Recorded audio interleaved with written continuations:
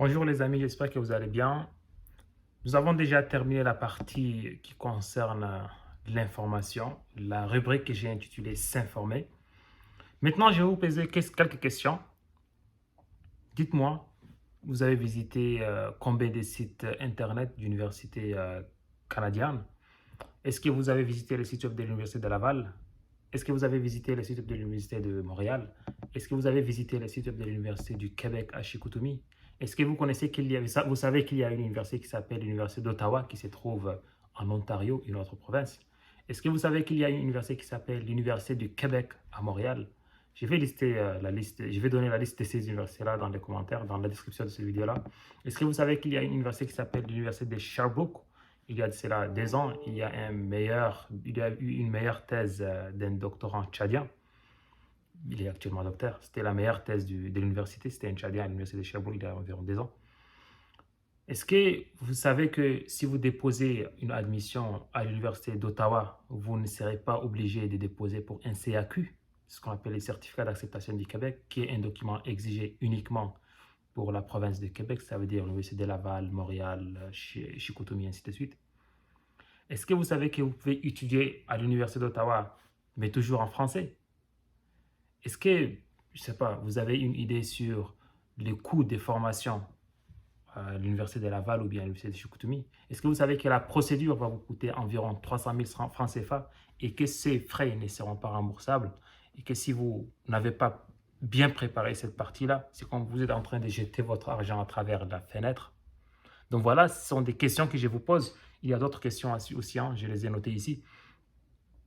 Est-ce que, par exemple, vous savez qu'une fois au Canada, vous allez dépenser environ 15 millions pour la formation, même s'il y a des personnes qui demandent le droit d'asile pour qu'ils puissent être protégés par le Canada et après un certain temps, ils seront considérés comme des Canadiens pour intégrer une formation dans les universités du Québec à un coût très réduit. Est-ce que vous savez cela?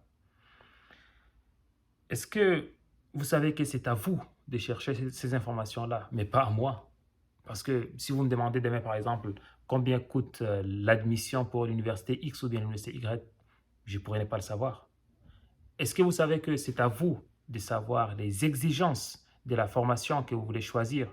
Par exemple, si vous me demandez à moi quelles sont les exigences pour faire une maîtrise en mécatronique à l'université de Chicoutimi, je ne peux pas le savoir.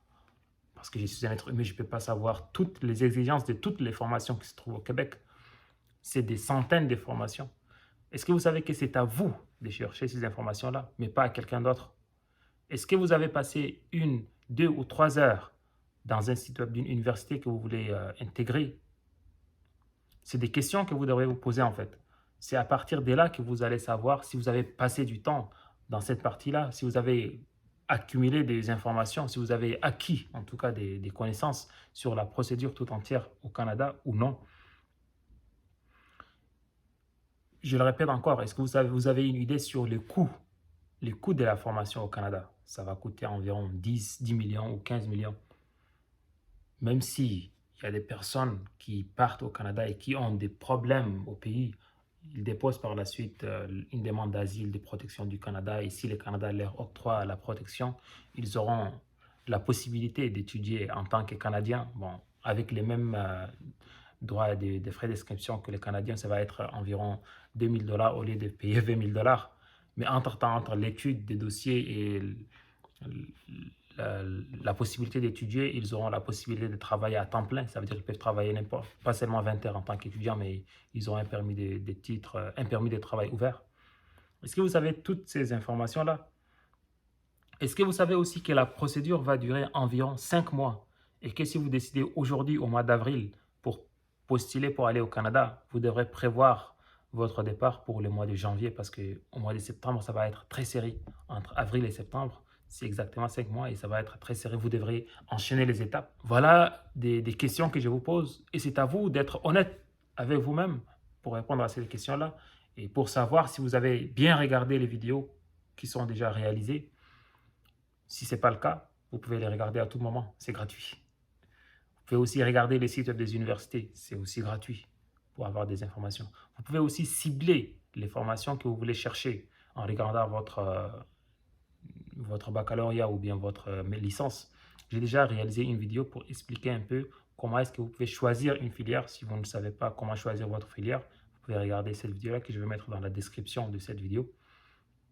Donc voilà des questions auxquelles vous devrez répondre et idéalement, vous devrez répondre avec un stylo et une feuille. À chaque question que j'ai posée dans cette vidéo-là, essayez de faire du replay, mettre des pauses et répondez à la question. Si tout est nickel, si vous pensez que vous êtes prêt pour l'aventure, alors je vous invite à la prochaine section qui va concerner beaucoup plus la partie pratique, la partie technique. Nous allons déposer une demande d'admission ou bien des demandes d'admission. Nous allons aussi déposer pour un CAQ et nous allons voir comment est-ce qu'on peut faire une demande de visa. Ici, c'est Codemaster. Ciao, salam alaikum.